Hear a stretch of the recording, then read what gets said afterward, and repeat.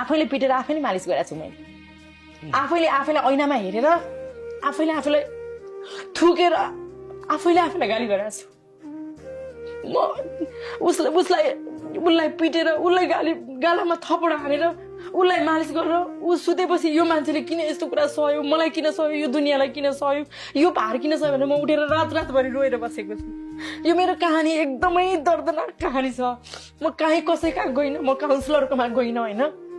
म कसैकोमा गइनँ मलाई एउटै के आश थियो भने म एउटा यस्तो ढोका खोल्छु कि म यहाँ बाँच्न सक्दिनँ मलाई यहाँ बाँच्न पनि दिँदैनन् मैले सकेँ मेरो श्रीमानलाई लएर बचाउँछु सकिनँ भने नि म चाहिँ पहिला बाँच्छु म त्यति स्वार्थी त्यो बेला किन भयो भने उहाँलाई भनाएर लानै सकिएन कि अनि एक दिन मैले एकदमै धेरै रिक्वेस्ट गरेर अब उहाँ कति धाउनु भएको उहाँको कथा त उहाँले सुनाउनु होला मैले एकदम धेरै रिक्वेस्ट गरेर मैले भने म इन्डिया जान कोसिस गरेँ कतार जान कोसिस गरेँ नभएपछि मलाई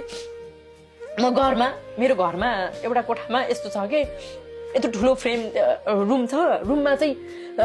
तिमीहरूले यस्तै राम्रो काम गर्यो धर्म सुन्तली भनेर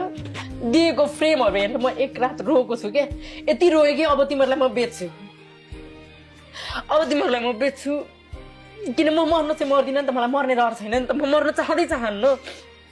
तिमीहरूलाई म बेच्छु म यहाँबाट निस्किन्छु म यो दलदलमा बस्दिनँ भन्ने मैले प्रण गरेँ आफूलाई प्रण गरेँ अब उहाँ मान्नु भएन भने म एक्लै म यो प्रयास गर्छु मान्नु भयो भने उहाँलाई नि मनाउँछु भनेर अनि बाबा